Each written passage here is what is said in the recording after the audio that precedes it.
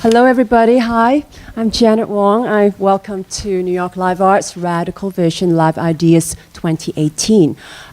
This is our second day, and this is our second event of the day. This is the panel discussion on criminal justice.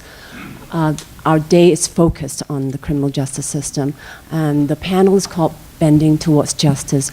But these are not our panelists. These are actors, and they are going to show us, they're going to do two scenes from this play Duchess of Stringtown, written by one of our panelists, Michelle Jones. And they are Nelson Avedon, Doug Chapman, Neil Dustolfo, Daniel Harry, Monica Stoyer, Susanna Perkins, and Catherine Ella Wood, and director Elena Arauz is somewhere. Yeah. There, right there. And they've been working all afternoon on this. So let's just go into this play first, okay? Oh, one thing. The play is written by Michelle Jones and Anastasia Schmidt. Thank you. The Duchess of Stringtown, a fictionalized story based on historical people and facts. The play gives a social panorama of 1870s Stringtown, an outlying neighborhood of Indianapolis that is about to be transformed by the governor. In this scene, early in the play, a young woman, Belle, arrives at the Duchess's brothel, desperate, and finds sympathy as well as employment. Come this way. We heard you were coming. The Duchess has a room for you. Everything's gonna be all right. Thank you. I didn't know where else to go. I didn't know what else to do. I don't have anyone. I don't have any money, and Did they really take your dead baby? Yes, they did. No burial, no prayers, no nothing. No, nothing. My baby was just gone. I went to Mrs. Smith trying to find my baby. She told me Dr. Parvin took it. I said to her, "What do you mean he took it? Took it where?" She said that Dr. Parvin said that they didn't know why it died, and so they took my baby to the medical college. The medical college? I can't believe it. It's one thing for a prison to do that, but the home for the friendless women. Yes, she agreed with him. She thought it was a perfectly acceptable thing to do. She didn't fight for me or my right to bury my own baby. Can you imagine? No. And you a fully white woman, too. Lord of mercy, Christ help us. Sure, I'm white, but not white enough in Mrs. Smith's eyes. In her eye, having a baby out of wedlock, I am as soiled as anyone else. Hush now. Don't you worry about a thing. You just rest in here. Duchess will be right up.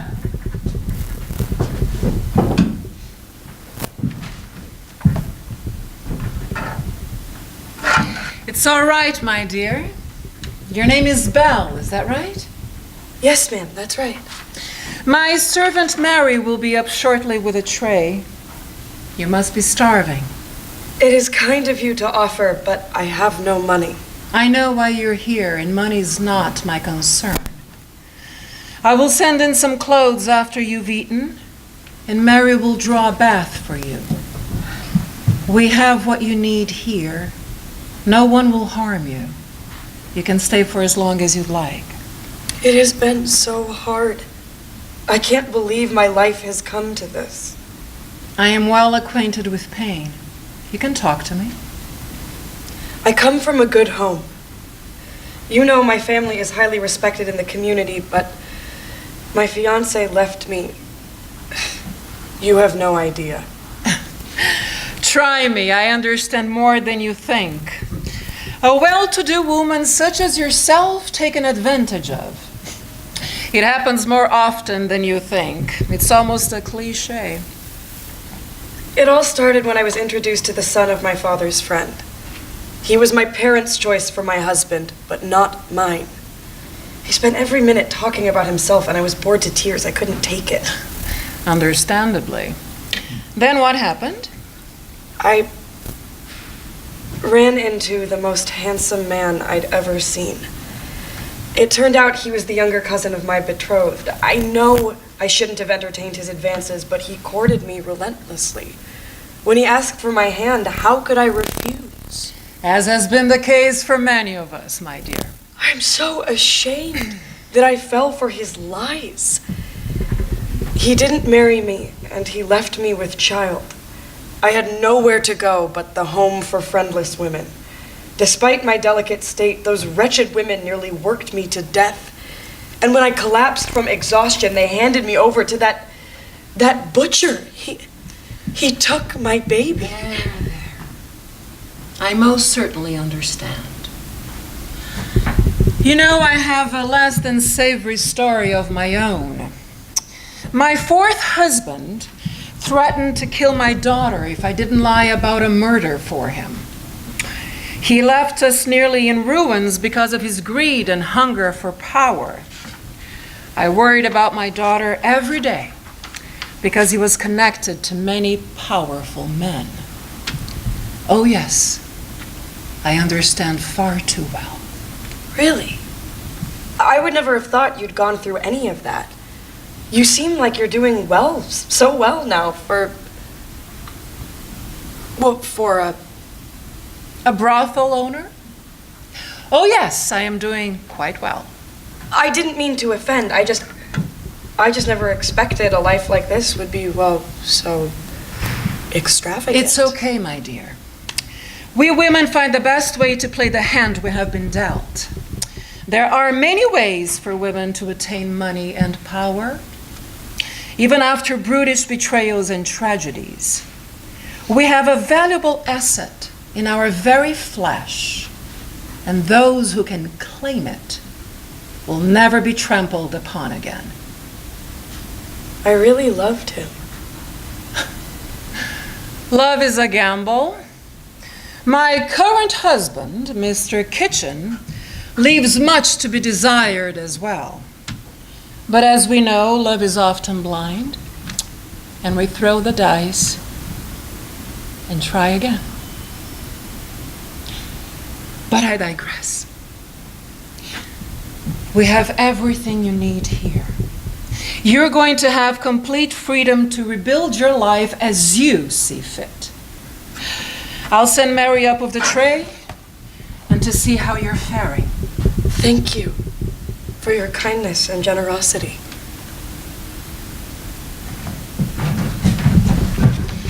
This next scene is in a Stringtown saloon where businessmen, politicians, and the Duchess's husband cavort with prostitutes while strategizing the social transformation of the neighborhood. We have some major enterprises interested in establishing themselves in Indianapolis. I have the backing of men who want to bring profitable industry here. What kind of industry? There's only so much you can do with hogs and soap. And other than that, Stringtown is full of women. Well, I have the perfect solution for them. My contacts in North Carolina are looking to come here and set up an industrial laundry. Why, that'd be the perfect place for Stringtown whores. They clean for us. They wash for us. They service us. Some better than others. Evening, gentlemen. Fancy meeting you here. Well, I see we are well into happy hour. What's so funny? We're discussing the many uses of whores in Stringtown. Besides the paperwork, I found plenty of good uses for them. Yeah, and some are so good they have land worth $15,000 and a hotel that's worth at least $25,000.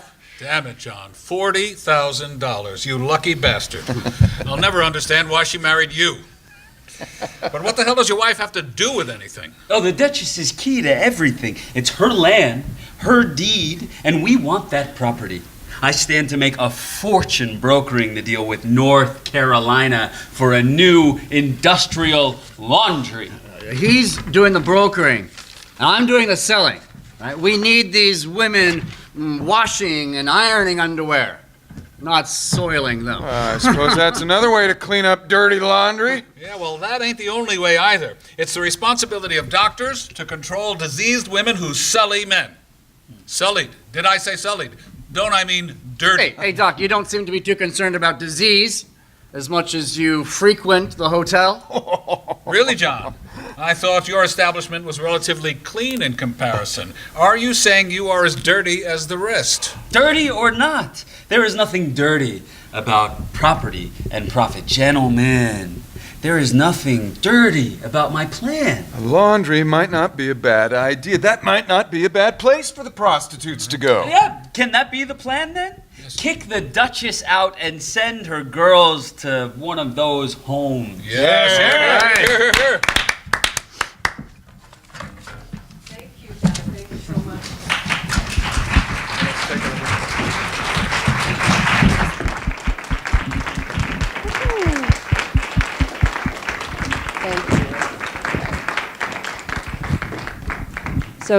So now we're going to transition into the panel discussion. Thank you so much. So like I was saying, this panel is bending towards justice, and we're looking at mass incarceration, criminal justice system, the prison industrial complex.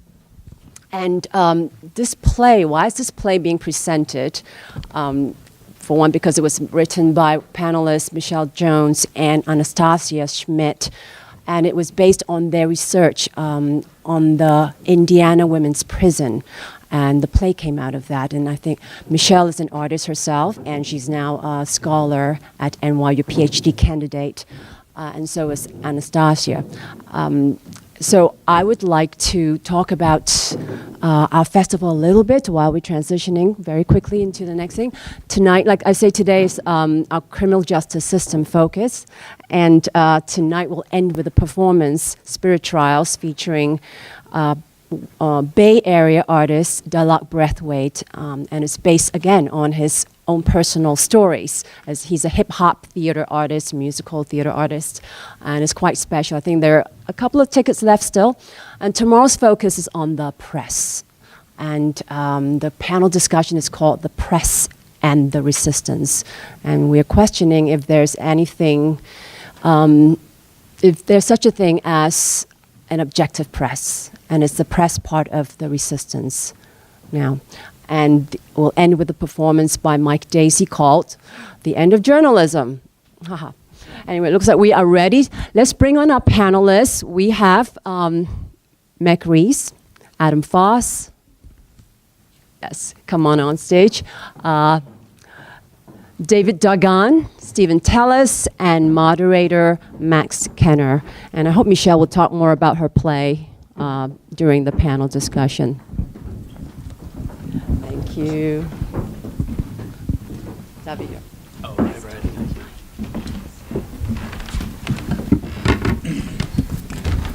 So, thank you, Janet, and to everyone at New York Live Arts, and to Bill. It's great to see you again.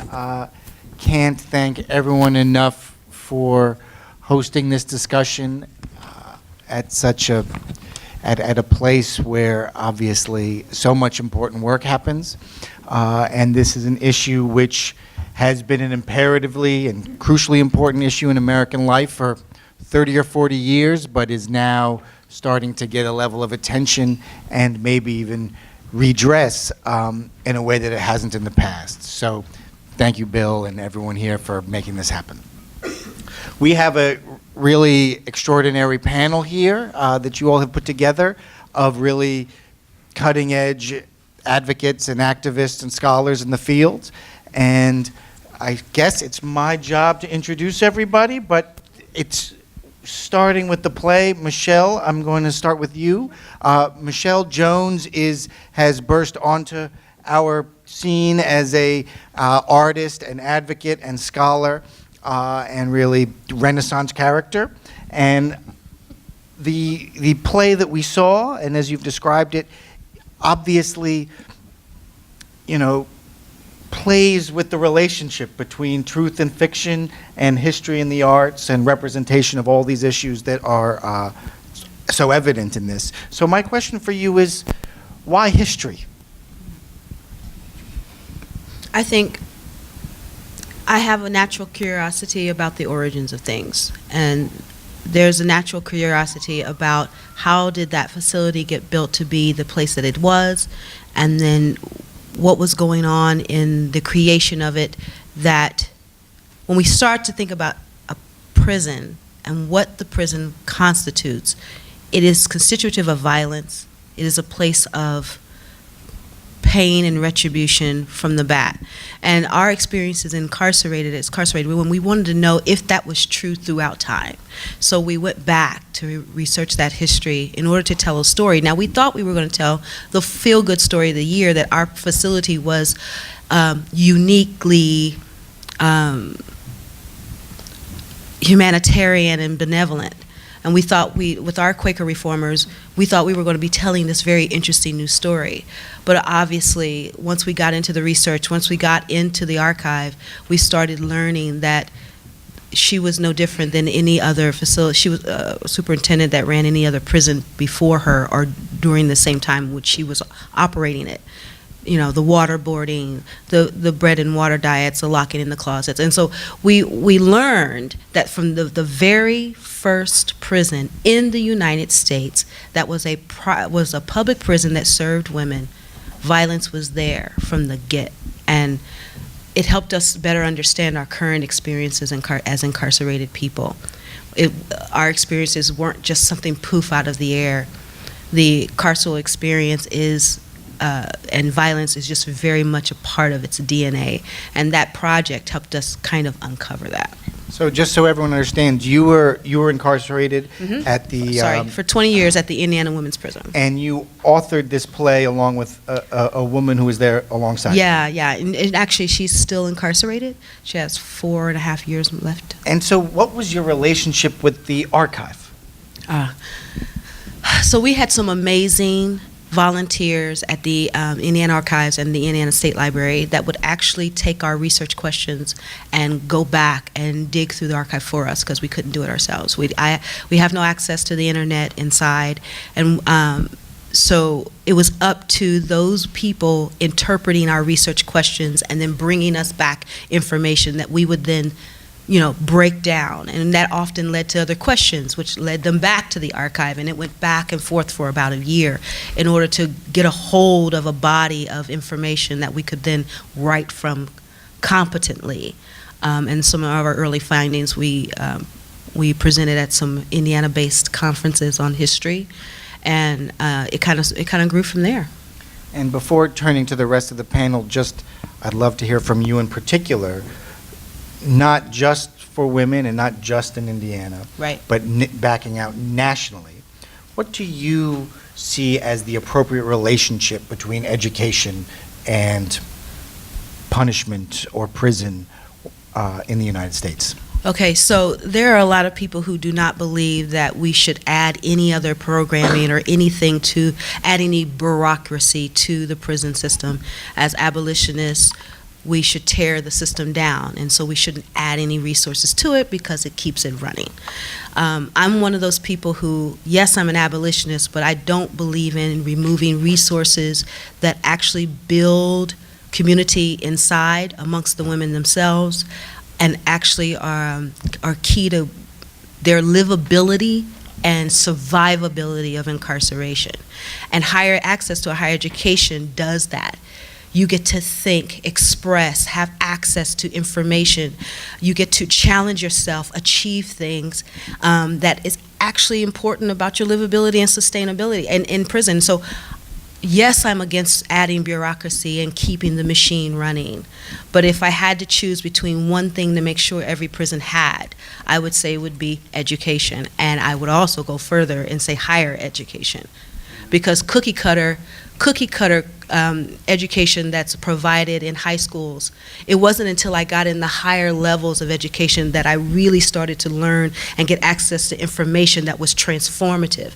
I sat in graduate classes like my mind blown because I got a teacher that explained the subprime mortgage crisis to me. But I knew that my spirit mom, lost both of her houses. But nobody had explained to me what happened to her on the ground. And that graduate level class gave me access to an information that was crucial and critical to my understanding about my world as I live it right now.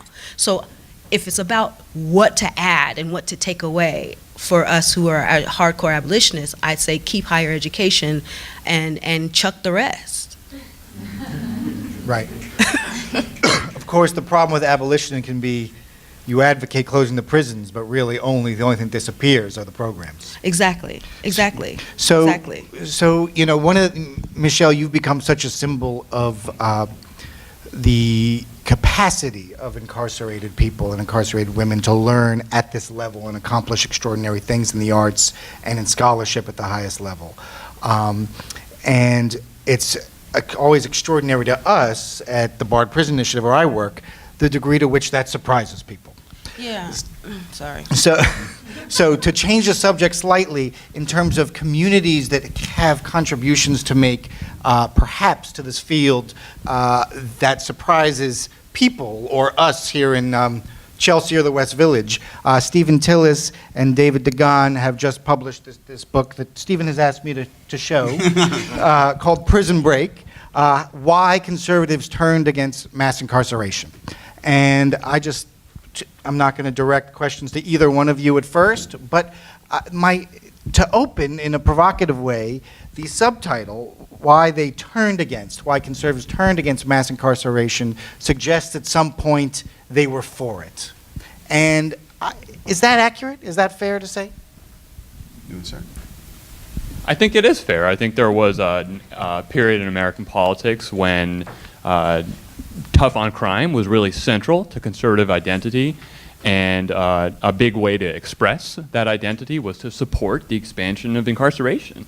And I think the crucial thing, the way we explain it in the book, is that this was not just, or not even primarily, about crime control or about the particular policy arena. This was part of a culture war, right?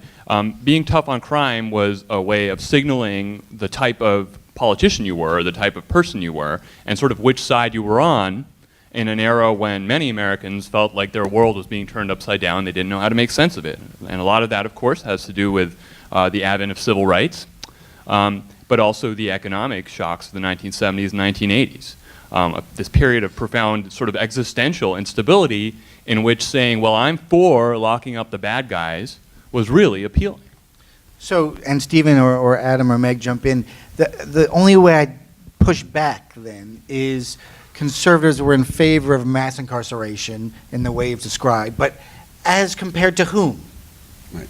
Well, so it is the case that when you go back and look at it, right, there were lots of Democrats who played important roles in the growth of mass incarceration. This was not just a conservative enterprise. Now, I think historically it's important to recognize that for many of those Democrats, that was in part because they were on the back foot from conservatives, right? They were in a period where the long New Deal coalition had been breaking down. They were aware that they were vulnerable on these issues, so in many cases they were trying to get out ahead of them.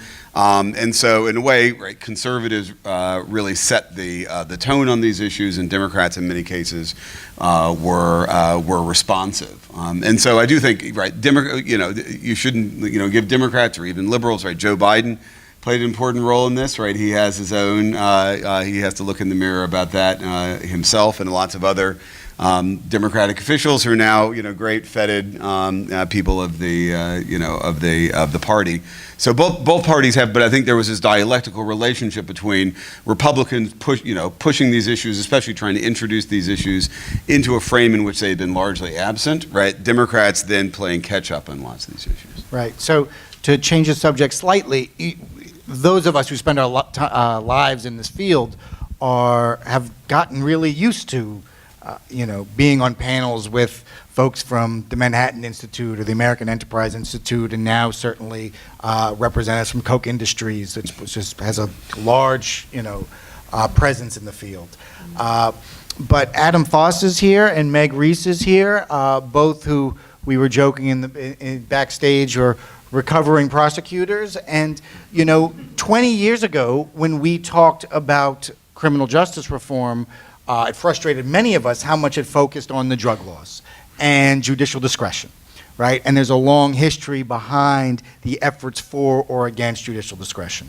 But the work that each of you do is about changing the ethos of prosecutors. So Meg, you are the director, I think the founder as well, or the first director of the Institute for Innovation and Prosecution at John Jay, which is such an important institution in thinking about criminal justice here in New York City. Why is that kind of institution necessary? No. Because I think one of the reasons that an institution like John Jay, or any academic institution, and frankly any of the research and work that is being done literally outside criminal justice but in the social sciences, is critical to actually moving the field. And we have existed, certainly when I was practicing, and Adam, I don't know what it was like in your office, but I think what we're seeing across the United States is that the criminal justice system operates in a silo, not connected to any other disciplines whatsoever. And what we know now is what we've been doing isn't effective, and actually perpetuates really all the systemic inequities that hopefully it would be trying to solve. And so by integrating the sciences, the social sciences, into the work and informing and basing the agenda of an office on empirical research to do things differently, I think that's why an institution like John Jay and training undergraduates and graduate students and having academics is really critical to that effort. And Meg or Adam, you spend your time thinking about how to train a different or better kind of prosecutor for the future. Can you talk at all about how you were trained as a prosecutor and what maybe was surprising or shocking to you about that? What I was shocked about and what I continue to reflect upon is the fact that I went from like a privileged lifestyle into college, into law school. I went out and worked for a little while, so I was out for like 3 years. After college, I went to work, then I went to law school, and I came out of law school as educated as everyone else to be a lawyer, which is arguable about law school. And I just went to this office and I took this job without any other specialized training. And the training to be a prosecutor was 2 weeks long. We learned like where to stand and what to do. We learned some things about how to treat witnesses and victims, but we learned nothing about the reasons that people commit crime. And if you boil down the reasons that people commit crime, you're talking about a lot of substance abuse issues. You're talking a lot about the manifestation of trauma, including violent crime. And then you're talking about mental health issues on a variety of scales all the way up to psychopathy. And I didn't learn about any of that in law school. And we weren't mandated to. And yet there I was on my first day of work with one tool to intervene and to change people's behavior, and that was jail. A lot of people have never having been there who were working with me. And we were just being asked to solve problems in neighborhoods that was like the first day that we had ever been there. And so what was surprising to me in retrospect, I didn't know any better at the time because I was like, sure, I went to law school, I can be a prosecutor, was that like my time in those 2 weeks was not spent going into communities and learning about the reasons that people were coming into the criminal justice system. It was actually quite the opposite. They put us out in a hotel in the suburbs where we just like partied every night and learned about how to like be this mechanical person in a courtroom, and then they were just like, you're ready to go. We went to the crime lab one time and like shot guns. That was about as close as I got to the streets. But then it was like on-the-job training, and that's fine when you're another kind of lawyer because you have the least amount of responsibility and the most amount of oversight. The worst thing that can happen when you're a different kind of lawyer is like your client's gonna get mad, maybe lose some money. But when you're a prosecutor and on your first day you do something wrong, somebody goes to jail. And that can have irreparable damage even if it's for a few hours. And we weren't even taught about like the consequences of going to jail. So that's why I built the organization that I did, which is like, maybe we should forget about law school and teach people who are going to take this role things like human behavior and trauma and adolescent brain development. And do you or Meg, do either of you just want to talk a little bit for the audience about the extraordinary discretion that sits really exclusively in a prosecutor's office? So, and it's funny, most people don't really even know how the system works, and it's hard to believe that prosecutors have sort of been able to slip under the wire, unlike the police, who are very much in communities and on the streets. Prosecutors are really, though, the ones that have all the power and the discretion. So if somebody is arrested, it's the prosecutor who decides whether or not to make those official charges. They decide what charges to actually bring. They decide how many charges to bring. And often, because as I'm sure everybody in this audience is well aware, cases rarely go to trial. Over 95% of cases are pled out. So prosecutors are really incentivized to max out the charges, because then the pressure of having to go to trial and potentially losing, and the exposure of the time that might result as a consequence of that conviction, is extraordinary. And then what happens next, because I'm putting it in the worst light exaggerated possible. I'm making it seem like all prosecutors are horrible, and that's not true. But it's basically an incentivized, very powerful system, because when it comes time to negotiate what this outcome of the case will be, it's the prosecutor that will determine the charge and make the recommendation for the charge that will be pled to, and the type of sentence that will be conditioned with that charge. And they'll usually, either the defense can take that or not, and go to trial. But again, as I said, the exposure during trial is so great. And of course, a judge has to accept all this, but because the nature of the system, a lot of judges do come from prosecutors' offices. And so there's the relationship for that. And if the prosecutor is making the recommendation, they're an elected official that's sort of backup for the court to be like, this is a safe outcome. And so it's really the prosecutors that drive the entire system. And just to say it like in another way, because Meg did a really nice job of talking about like what we can decide. We can also decide like not to charge people. If this man murders Max and the police arrest him, Don't worry. they can't do anything other than arrest him, because a prosecutor has to make the determination to charge him. If we didn't want to, in a parallel universe, we wouldn't have to, and he could leave. If you look at like where the real crime is happening, like on Wall Street, the prosecutors are just deciding not to charge people with crimes. It is the opposite inflection of the discretion that we have, and so we can use that discretion to, when we have young men who are carrying handguns around, not because they're bad and they want to shoot people, because they are afraid of the environment that they live in, to observe that, and as a person who says, I am about justice, understand the reason that you're carrying that gun is because you were afraid, and so I'm not going to punish you for being afraid of the place that you live, because that is not your fault. We're going to do something entirely different. That does not mean that you get a pass, but certainly we can do something that is not going to make the rest of your life miserable, because you made this decision based, again, on a zip code that you had no part in building up.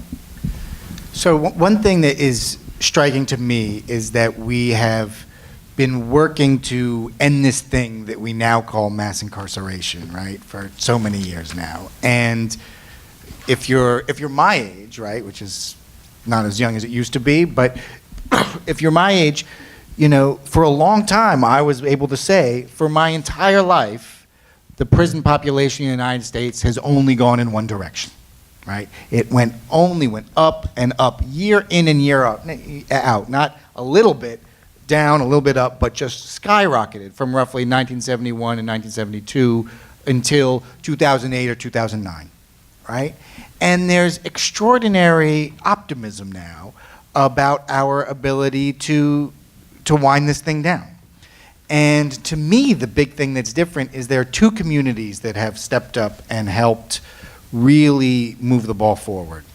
And those are advocates who are themselves formerly incarcerated, and those are conservatives.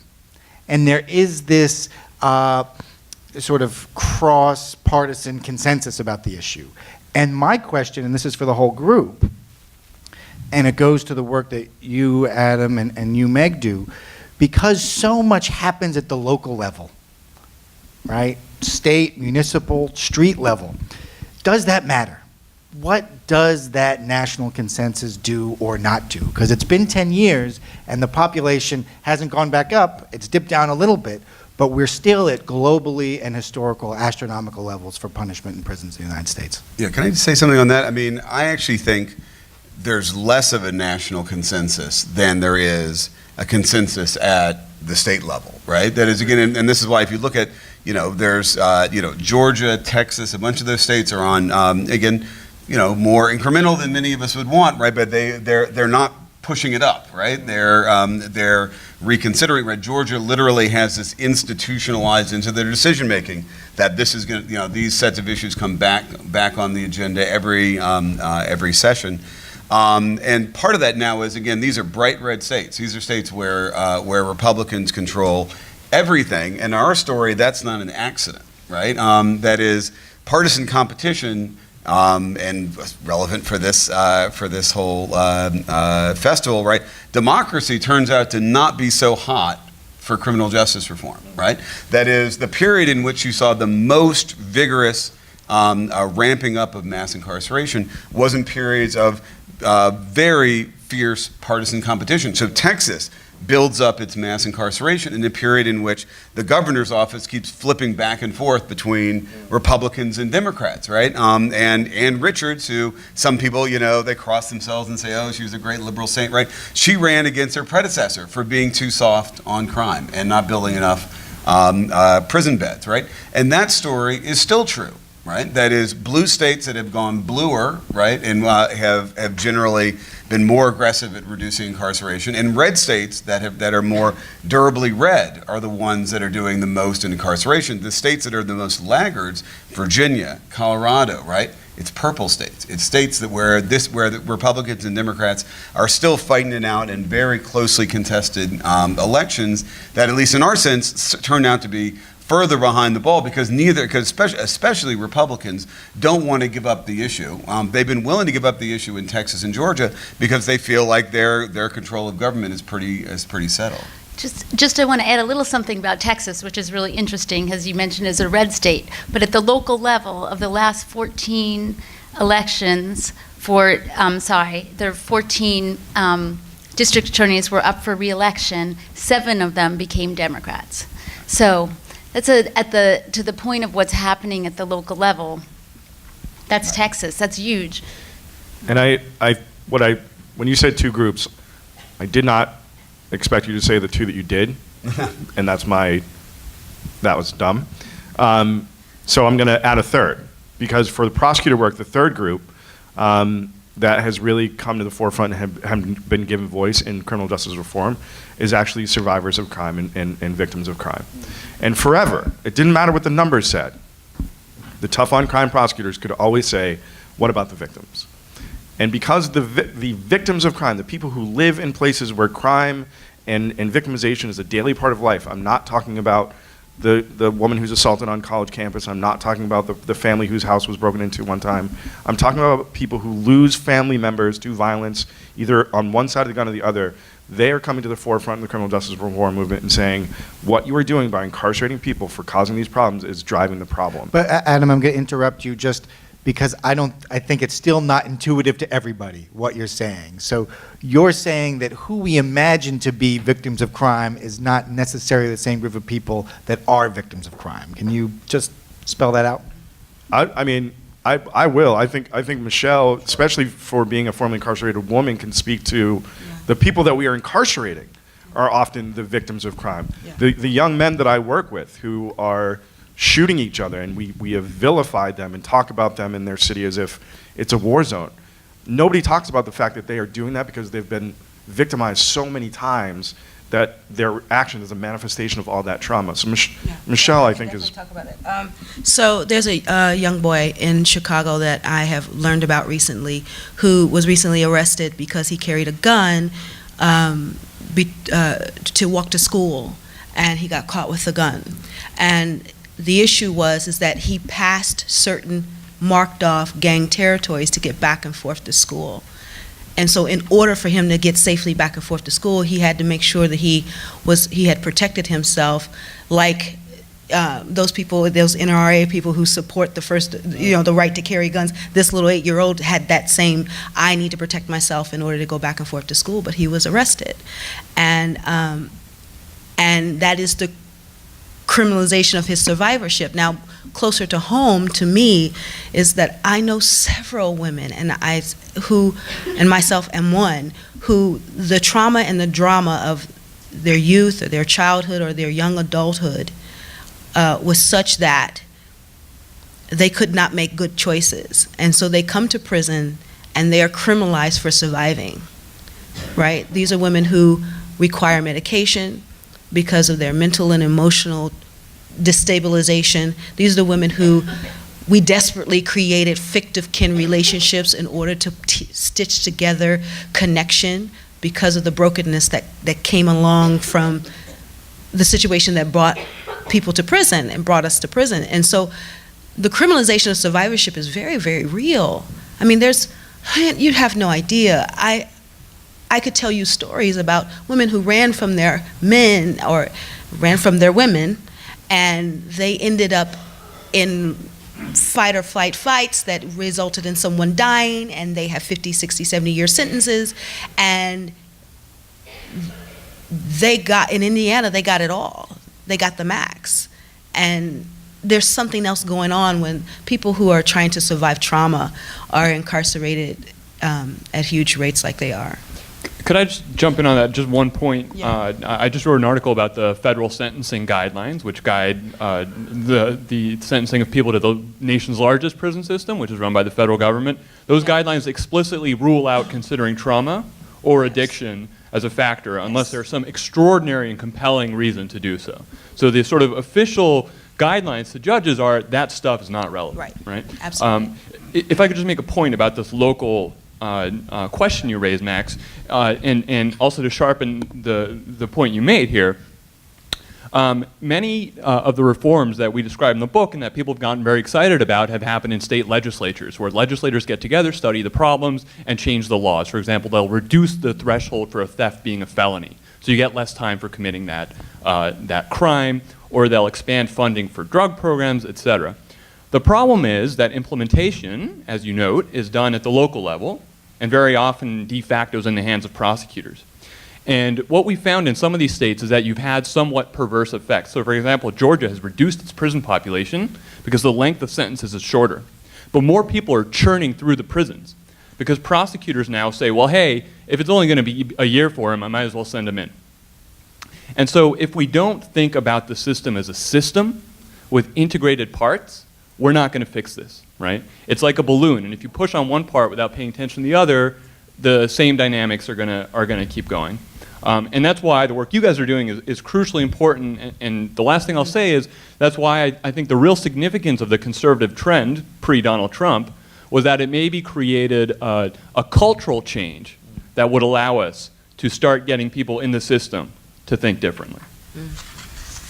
I was just going to say that if we really want to address where we are now at the local level and addressing mass incarceration, is if we don't address how at the local level we deal with crimes that involve violence, we will not make headway whatsoever. We are at a point where we cannot move forward. You know, we can talk as much as we want to talk about drug reform, but until we start looking at the cases that involve violence and how we treat those people, which is the work, you know, Adam's talking about people who are suffering trauma and seeing them in a different way, we're never, ever, ever going to solve the mass incarceration problem. Right. So one thing I just want to add before we move too far away from it, to Adam and Michelle's point, is, you know, I spent the bulk of my career working in longer-term maximum security prisons.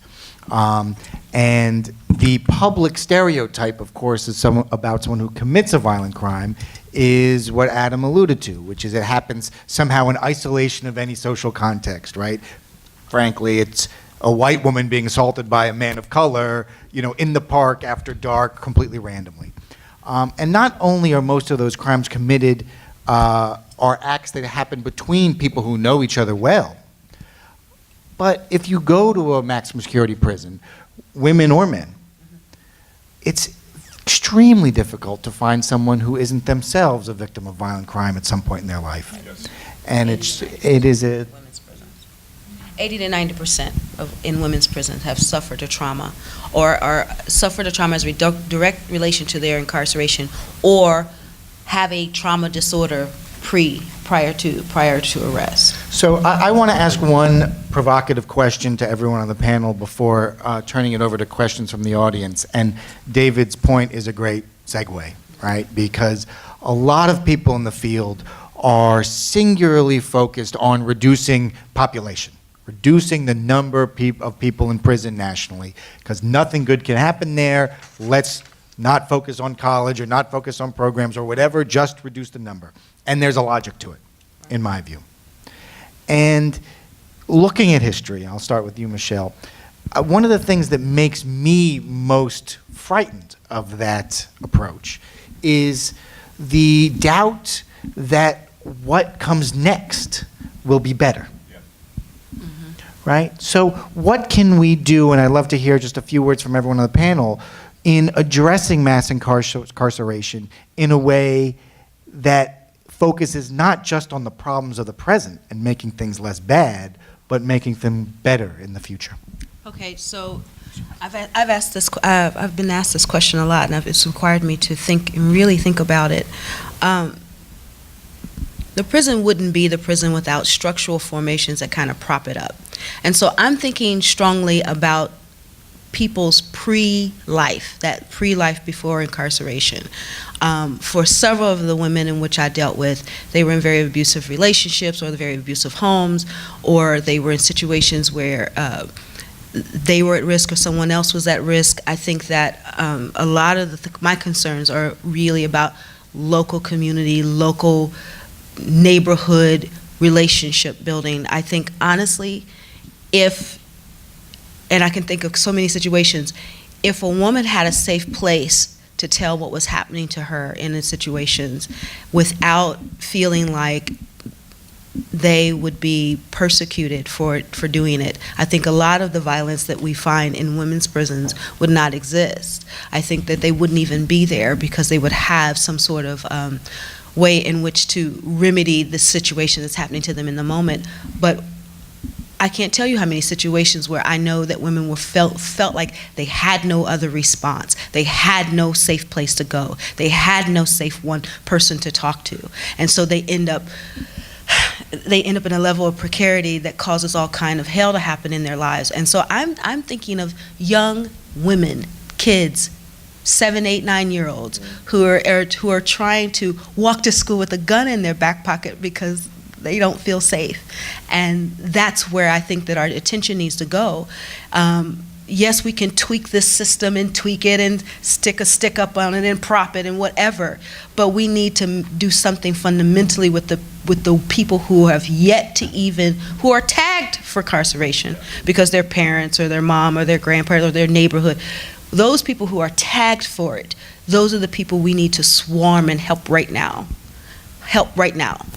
And the resources need to be there in the communities and the neighborhoods where they are. There's no way in hell an 8-year-old needs to carry a gun to walk to school. And that's what I'm talking about, very at the fundamental level. Stephen?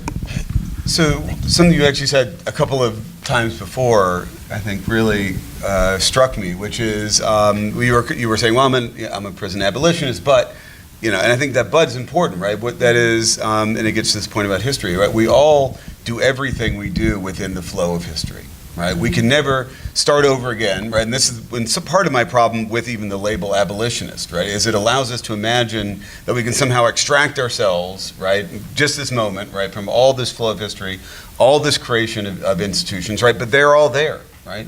There's all these prisons, right? We can talk about abolition, right? But one thing is almost no time in human history, right, has worse the better ever worked, right? Saying, oh, we're not going to make this any better because if we do, then that'll take the pressure off changing, right? There's a huge pile of bodies, right, in human history as a result of people saying, well, let's not make any incremental reforms. Let's not make things any better because if we're forestalling the revolution. Most times in human history, the revolution doesn't come, right? So there's lots of stuff we can do. There's lots of alternative institutions, right? So again, in conservative states, right, where some of the kind of arguments that especially come out of advocates of abolition are just not going to cut ice, at least for now, right?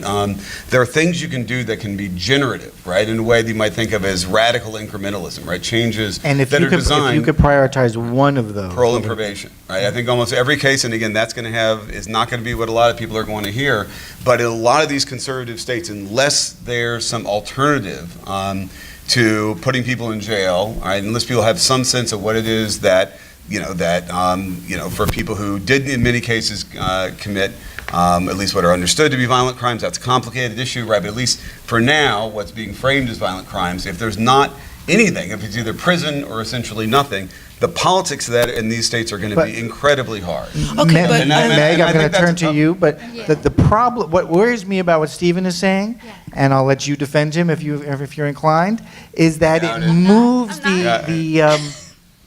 the system of surveillance or punishment from the prison to the community, and that makes me uncomfortable. I'll let you respond later, Stephen, but let's Yeah, keep so moving. I would say that wouldn't address the situations that you're talking about, Michelle, which we know that most of the people coming into the criminal justice system have been victimized themselves. So the work that we're trying to do, not to advertise too much, but we're literally trying to have the electeds and the communities they serve consider a new paradigm of prosecution that is not based on punishment, but is based on community-centered standards of safety, equity, and wellness, so that if you think of the prosecution as a means to restoration, and that people coming into the system should be restored so that they can enter back into and help fortify and build a safe community, then you don't need to end up with parole, probation, or prisons. But it's literally changing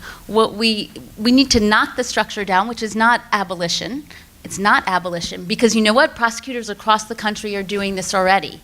Adam is doing training across the country with prosecutors who want their assistant district attorneys to think like this. This is not something that is crazy. This is what's happening. And so by having people think about restoration and how do we put this person in a better place, we are going to achieve that end. Okay, so I need to add really quick to that, and I'm calling it Piggy. I'm sorry. I'm sorry. Go ahead. No, you go ahead. Oh, so for the people who are currently in the system, then that's the front end, and I'm thinking about the back end as well. And that's the collateral consequences, the legal collateral consequences of criminal convictions that are on the books. As we already know, there's 48,000 of those across the country, and each state has anywhere from 800 to 1,500. That is something that can be legislated and dealt with, and that incremental move, as you were talking about. And often doesn't even need legislation. Right. Can be done by a governor. Adam. And it can be done by a prosecutor. Yeah. If we know, another thing, we just don't know what they are, but if we knew what they were, we could just say, I'm not going to charge this person with this, because that's a stupid penalty for what's happening.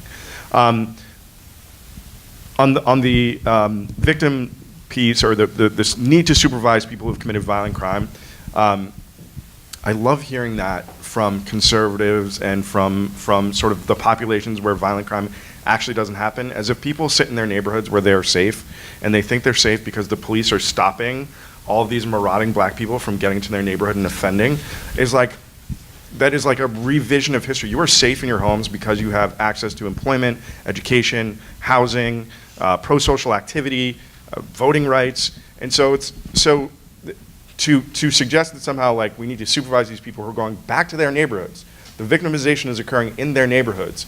We need to supervise them and not talk about the fact that 46% of domestic violence in the nice neighborhoods is never reported.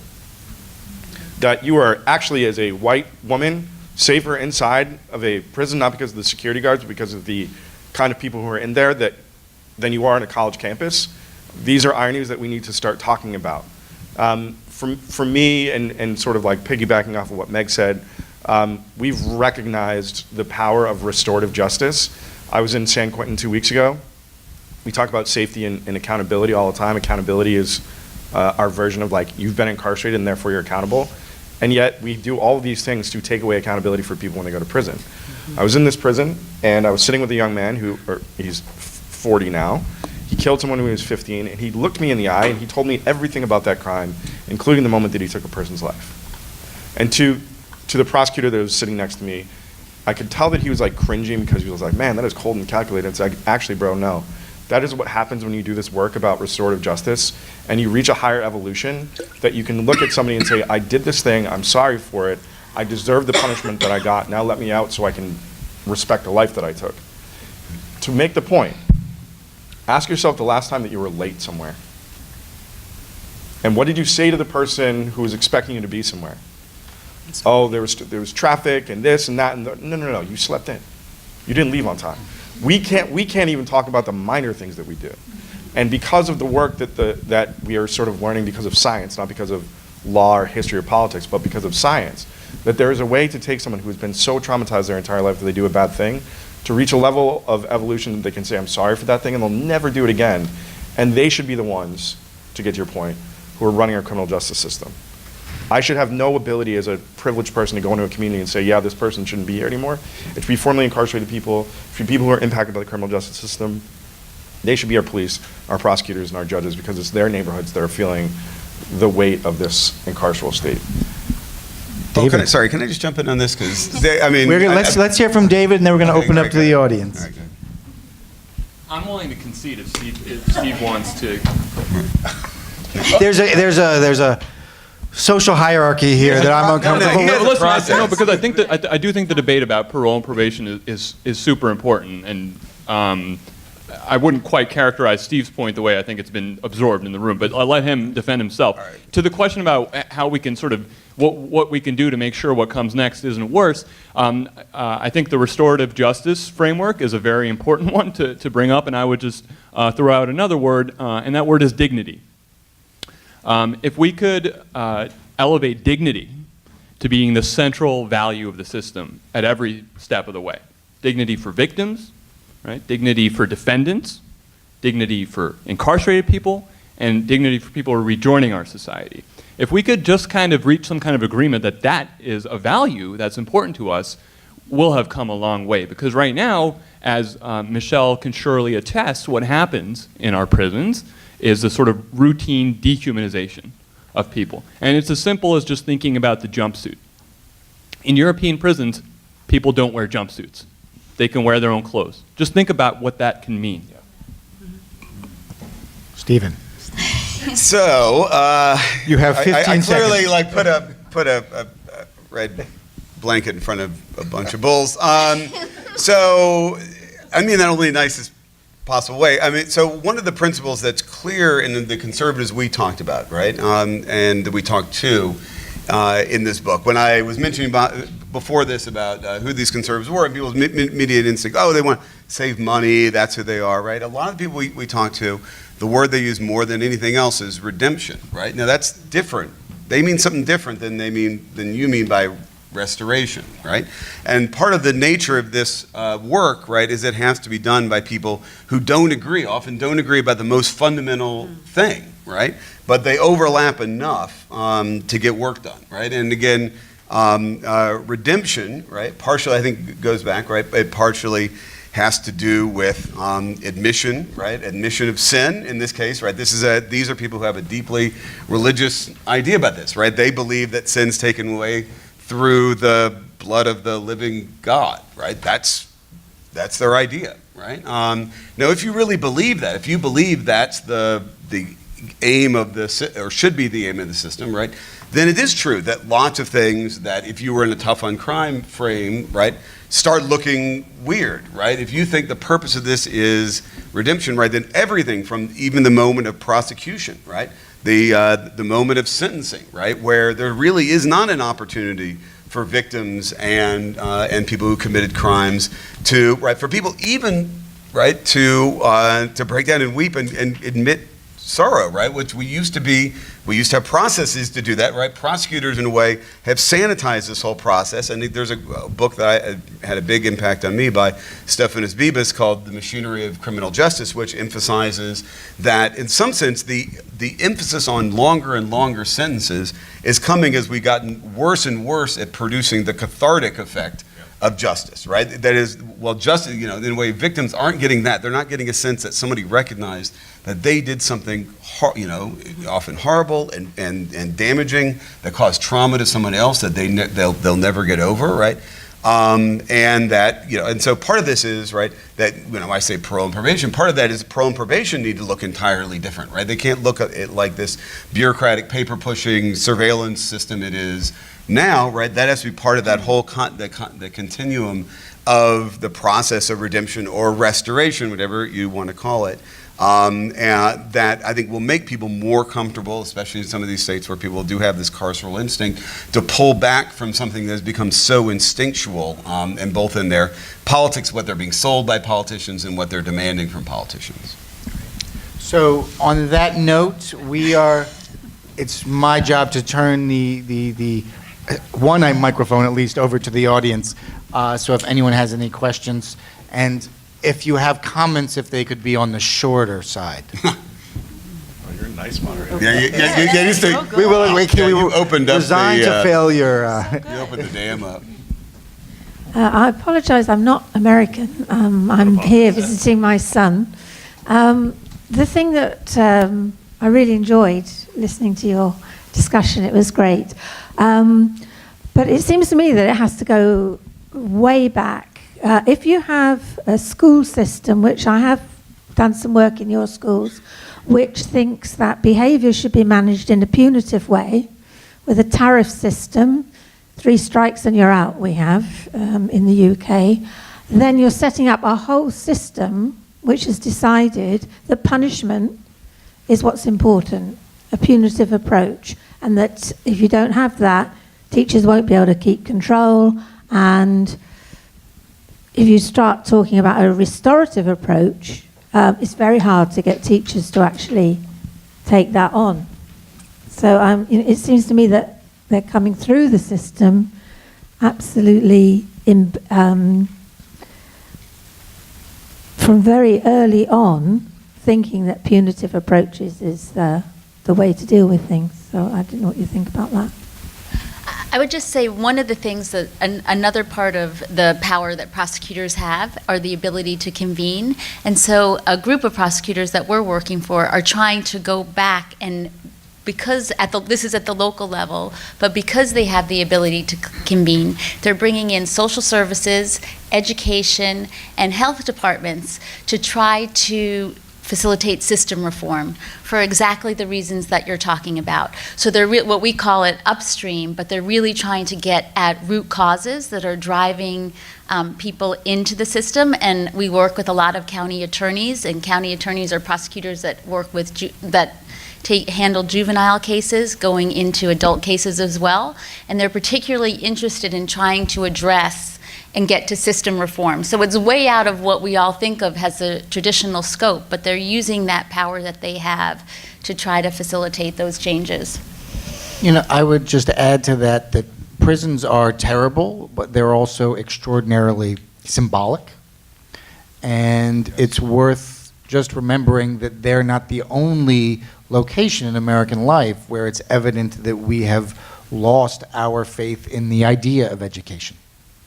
We're not a society that believes in education in the way we once did. And I think our investment in punishment is in many ways a symptom or a sibling of that reality. And the evidence of that is the number of schools, elementary schools, that are closing across the country, particularly in Black and brown communities. They're just closing. You know what I'm saying? So if education is supposed to be that hub, I remember my community neighborhood school used to be very community oriented. I was a walker, and I could be a part of that early breakfast, and I could come there and eat, because if I didn't have food at home, I had that early breakfast at school, and that was pretty much very. My mother was ill, and so it became very, very important to have that. But what happens in those Black and brown communities where the schools are gone? And so I get to your point, but there are fundamental things that have to be restructured at the local level in these communities. And I think schools is the first. Our host, Bill T. Jones. Yes.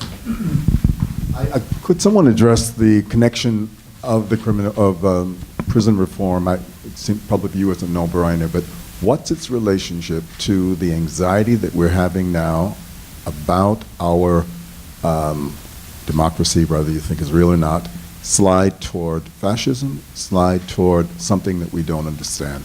Can someone, is there a connection in this? Could you do that for us? Yeah, I guess this is for me and David. So I'm going to back off. Eventually, I'm going to get around to an answer. So just we basically got most of this book done before it looked like Trump was going to get elected. And it was still right that there were a little bit. I think right when we were finishing, there were some murmurs that things weren't going to get so hot, right? But we were suggesting right at the end of the book that there were a lot of reasons why you would think this pattern of conservatives changing their mind on these issues was going to be generative, right? And one of the reasons is, right, in many of these cases, this is like an appetite that grows with the eating, right? That is, just the first vote, even is symbolic in some of these state legislatures, right?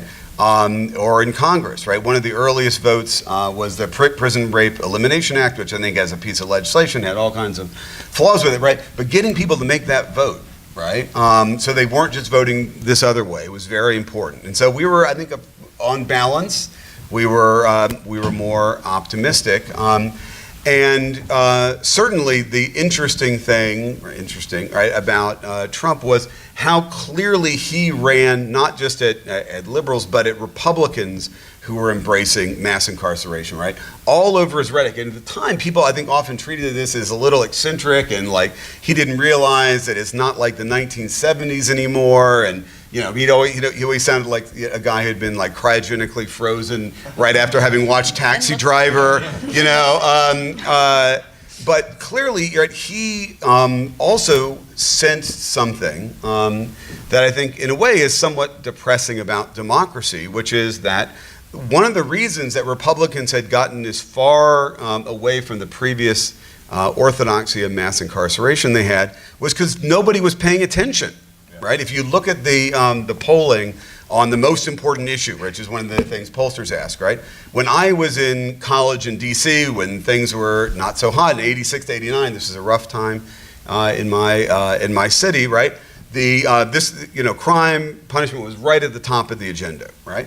The period in which most of these Republicans and conservatives were changing their mind was a period of incredibly low salience, right? When it was off, but the public wasn't asking for it.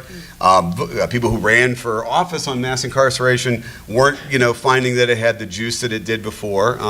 And the thing that Trump, with his almost sort of reptilian, sense, right, is he sensed that Republicans, in fact, were getting away from their voters, right? That this instinct, this punitive instinct. I'm going to push back, Stephen, and I'll tell you why.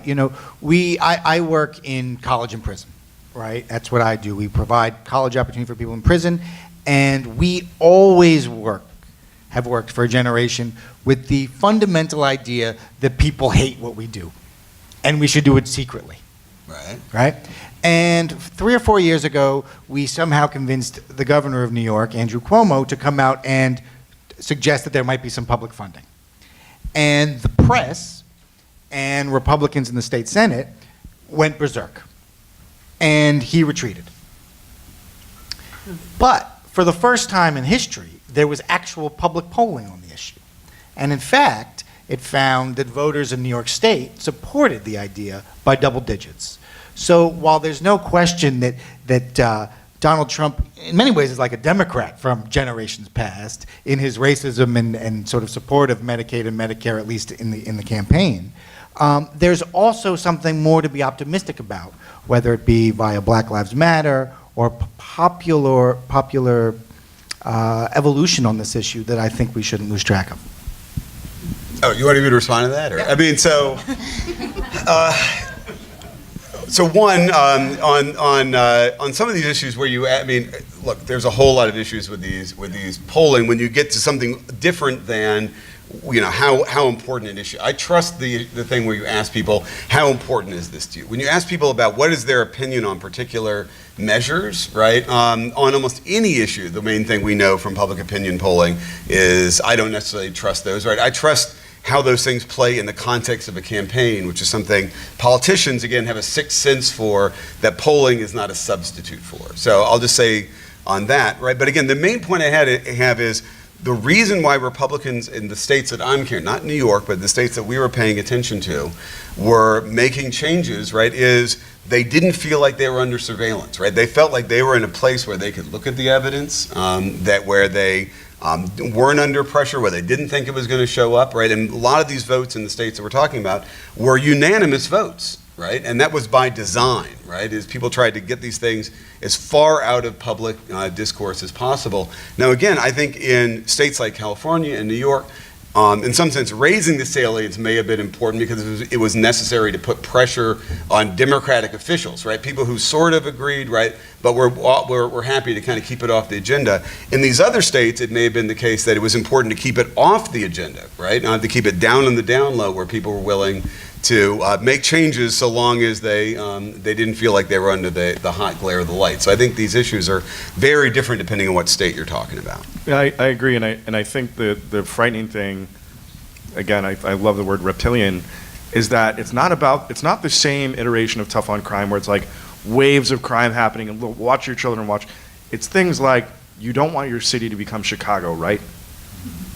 You don't want these immigrants coming in who, yes, there's rhetoric about them taking their jobs, but it's more about the murderous, ravenous immigrants that are killing people. It's MS-13 who's killing people. It's like the tough on crime thing is not the same as it was in the 90s. It is hitting on the issues that Republicans care about in a way that is dressed up as these are our ideals as a party, but they use the criminal justice system to make the point time and time again, and that is what is terrifying to me about this new wave, is that I can't talk to folks about how bad the criminal justice system is when it's also tied up with whether or not their kids are going to get an education, whether they're going to get a job, whether that money is going to college and prison, and my kid, who I've been working my ass off for, can't even get into community college. They've done a very good job of intertwining the issue, so it's difficult to maintain that. I would add to that really briefly. There were situations where we've had tour groups come into the prison, and as soon as we would begin to talk about the fact that we're in college, we're getting associate's degrees, we're getting bachelor's degrees, there was always inevitably someone's hackles would go up, like, what do you mean you're getting an education? Why are you getting a higher education when, my kid has to pay $40,000 a year and blah, da, da, da, da, da, da, da. And so I found myself on this sort of Chitlin circuit of constantly having to justify the value of a higher education to people for people incarcerated, because it was for a while there viewed as a privilege we did not deserve. Now that's kind of shifted in Indiana. However, they are always very much behind the national agenda, and so in their efforts to reform their criminal justice system, they've passed bills that actually spike up the jail population. We're going to hold people in jail, and we're going to make everybody do 85% of their time. We're going to hold people in jail. Then the prison population reduces, and we can say, look, the prison population reduced. But the jails are filthy cesspool holes where people have no access to higher education, no rehabilitative programming, and the places are filthy. But that is reform in Indiana. I think we have time for one or two more questions.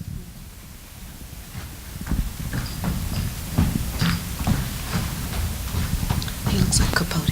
Thank you very much. First of all, this has been a mind-blowing hour or whatever. It's been great and very, very fascinating. So back to Bill's question on democracy. So I read things, and I don't know if they're true or not, so I'm going to ask some naive questions. But basically, my understanding from what I read, and again, I don't know if it's true, is on a per capita basis, there's more people in prison in the United States of America than any country in the world. Mm-hmm. Now, if you're just a dumb person, you would say, oh, democracy causes incarceration.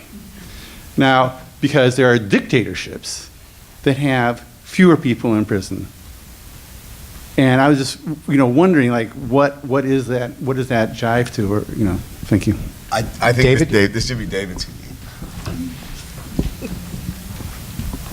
Well, let me start by commenting on Bill's question, and that is that democracy requires responsible elites to work, right? Democracy just by the masses of the people reaching wise decisions doesn't tend to work.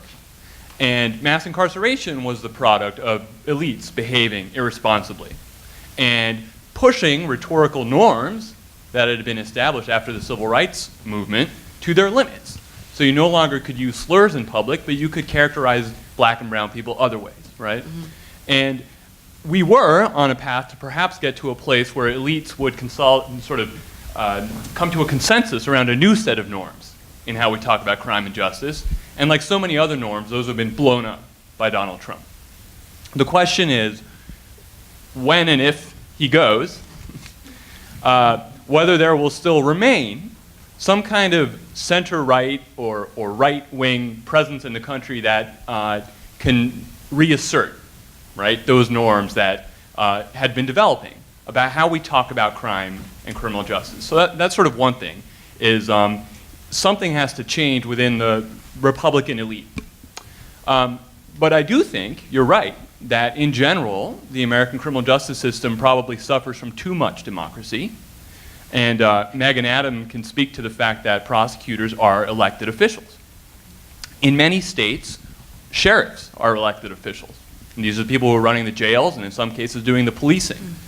And it's not clear to me that having an election for the figure whose only job is to deal with crime gets people thinking about crime in its whole context, right? I think it's great that prosecutors are now being encouraged to think more holistically about their jobs and to take responsibility for the safety and welfare of the community. But the bottom line is that we're still electing one person whose job is dealing with crime. We're not electing a mayor whose job is to deal with making our whole city better, and that person then appoints a prosecutor, right?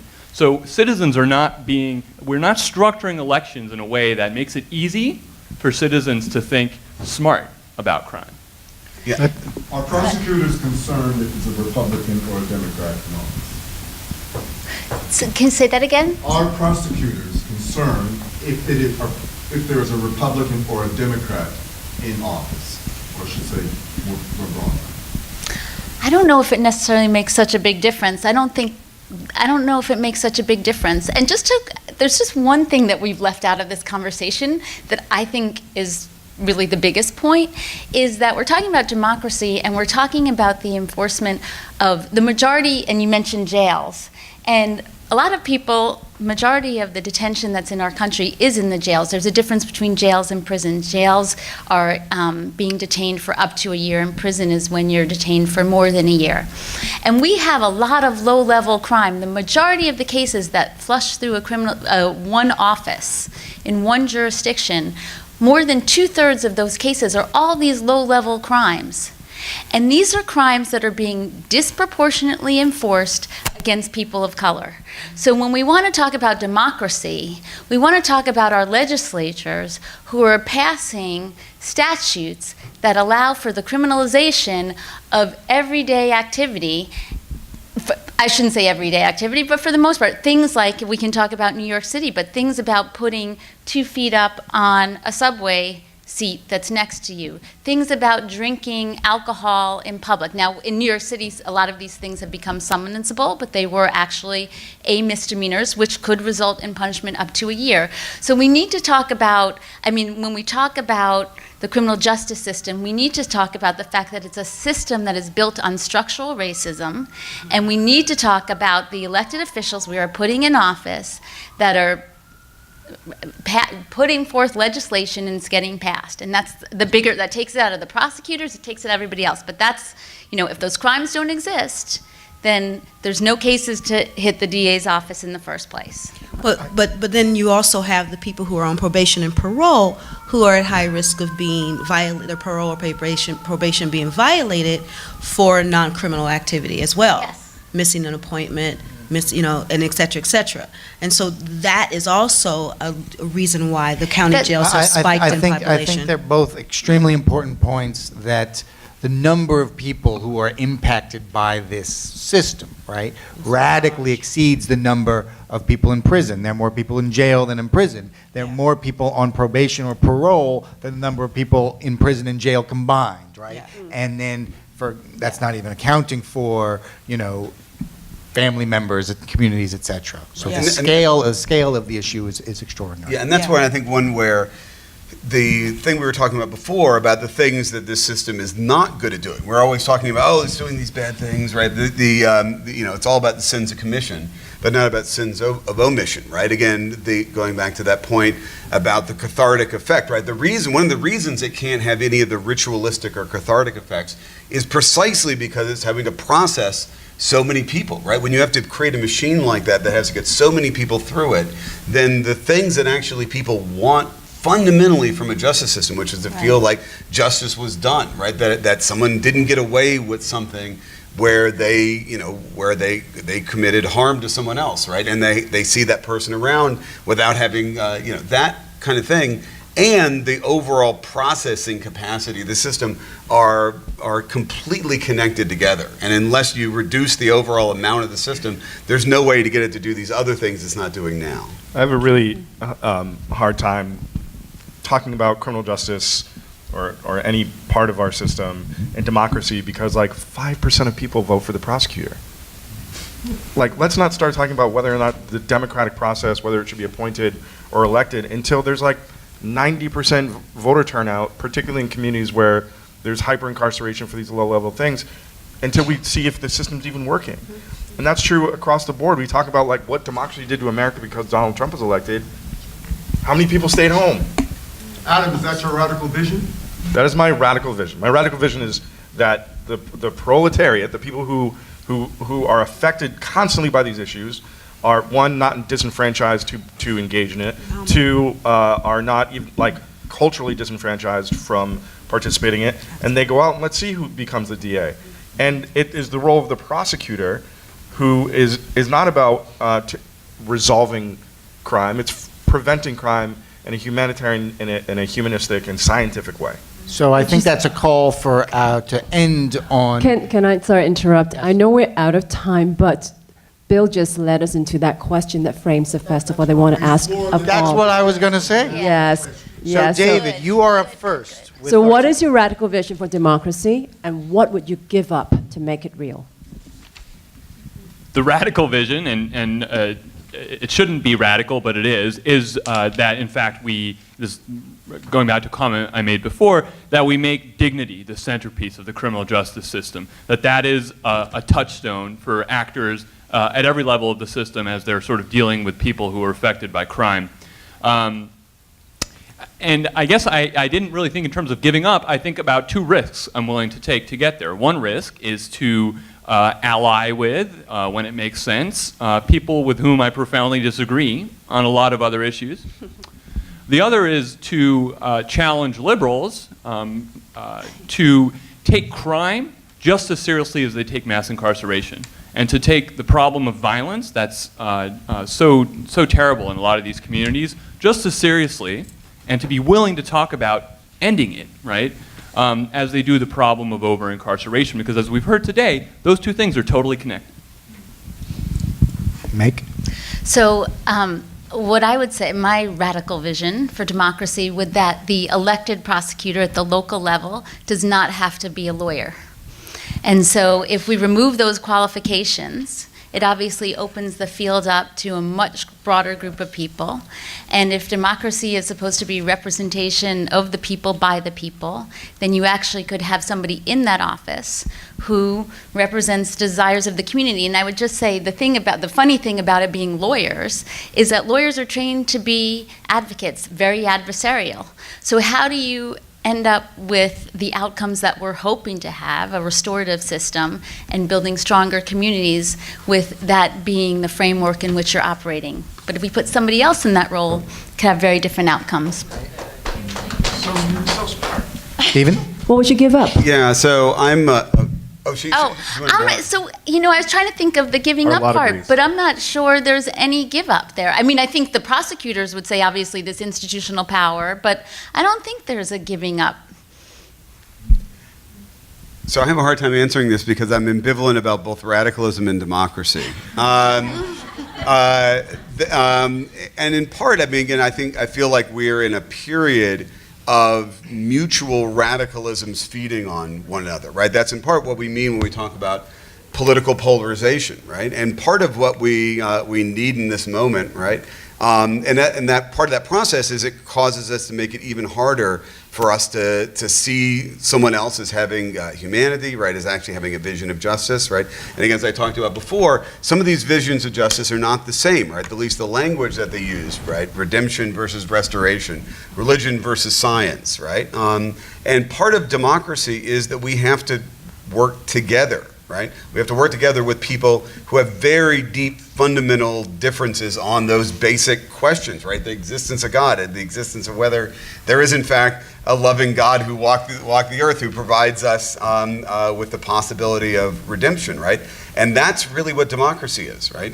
It's working with people we disagree with when there's at least the possibility of, and so I think the thing we give up, and the thing I've tried to give up in some of these things, is my insistence that the other side accept all my premises, right? They accept all of my assumptions. And that sometimes you have to do in this work, you have to do a lot of bracketing off in order to get even an incremental step, but an incremental step that often can make it easier to take the next one and the next one. So I would say that one of the things for democracy is that persons who violate social, legal, cultural norms and are required to experience exile, et cetera, for doing those things. They need to do it. If it's called to do it, they need not lose their personhood. The revocation of personhood and identity is dehumanizing to the point where those people come out of those systems broken people. And then the system reinforces that brokenness by the other carceral systems and apparatuses that kick in the moment they step out of the door. So at a very fundamental level, I'm not talking about pie in the sky. People who violate social, legal, and cultural norms must not lose personhood. Okay? We got to find other ways to deal with that. And so victims, people who have been harmed, by those people, we need to ask them what they need, right? And then respond with what they need. And find other ways other than putting people in filthy cesspool holes and locking them away and taking all programming and letting people like my friend Cindy, because she's a lifer, live with a 20-pound tumor in her body because the private company that runs the medical doesn't want to get that tumor out of her, and they know that she's going to die in prison. So at a very fundamental level, I'm at a very basic level, let's give the personhood back. And what I'm willing to do that is be very vulnerable with people who want to demonize and cut me from having come from one of those places. Max, do you have one? Max, what is yours? I think that is the perfect last word. Thank you, Michelle. Thank you, Bill. Spirit Trials begins at 8 o'clock downstairs. Come back for the rest.